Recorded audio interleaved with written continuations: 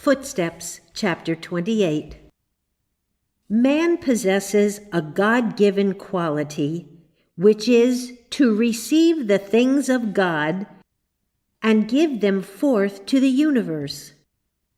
Through this same transforming ability, man is able to take error, which is only truth reversed, and reverse it back, and thereby gain the spiritual fact of which the error was the counterfeit.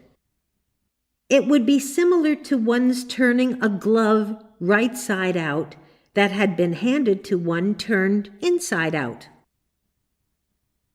Mortal mind has nothing of its own. It creates nothing, and hence possesses nothing. If it claims to send man something, it must be something of God's that has been reversed into a seeming error. If he quickly reverses it, he will gain a blessing on the basis of science and health. Page 574.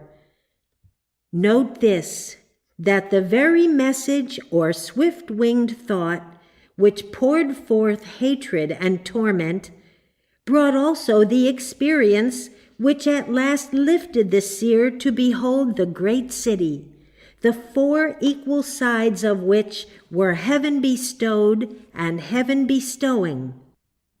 The very circumstance which your suffering sense deems wrathful and afflictive, love can make an angel entertained unawares. As a sequel to this point, there follows the possibility of a man whose thought is so in tune with mortal belief that he abuses this God-given power and takes the things of God and reverses them into the things of mortality. Although, of course, he does this unconsciously. If he is handed a glove right side out, he turns it inside out. If an angel comes to him unawares, he turns it into a wrathful circumstance, or rather, the angel, viewed through his downward earthly sense, appears as a messenger of wrath. No one who does not comprehend the metaphysics involved in this point should undertake to estimate the spiritual footsteps of Mary Baker Eddy. If he does understand it, he will begin to comprehend the honesty of her critics, materialists, who, by nature, reverse truth into error.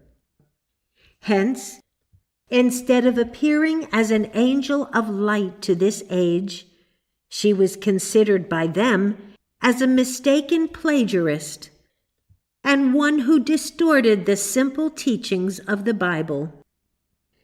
The sublime truth she was bringing to humanity caused the same chemicalization in them as it did when the Master brought it to the world 2,000 years ago. There is no question that it appeared to them to be veritable evil. Thus, in the Master's own words, we can say, "Father, forgive them, for they know not what they do." The natural action of truth is to destroy error whenever and wherever it is found. So when it is applied to the human mind of a patient requesting treatment, his thought must be prepared.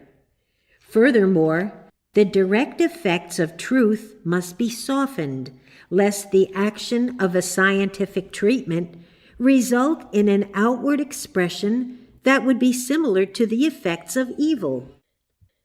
When such upheavals occur through Christian Science treatment, they are called chemicalization.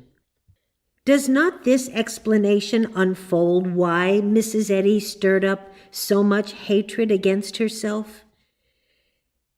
When Jesus treated the epileptic, the Bible states that the boy was as one dead. This condition, understood by Jesus, was turned into health and life. When one is called upon to take a splinter out of the foot of an animal, strong measures are necessary to quiet fear, since the animal believes that it is going to be destroyed. Similarly, the action of the truth reflected by Mrs. Eddy caused evil natures to foam in hatred and to heap persecution on her head.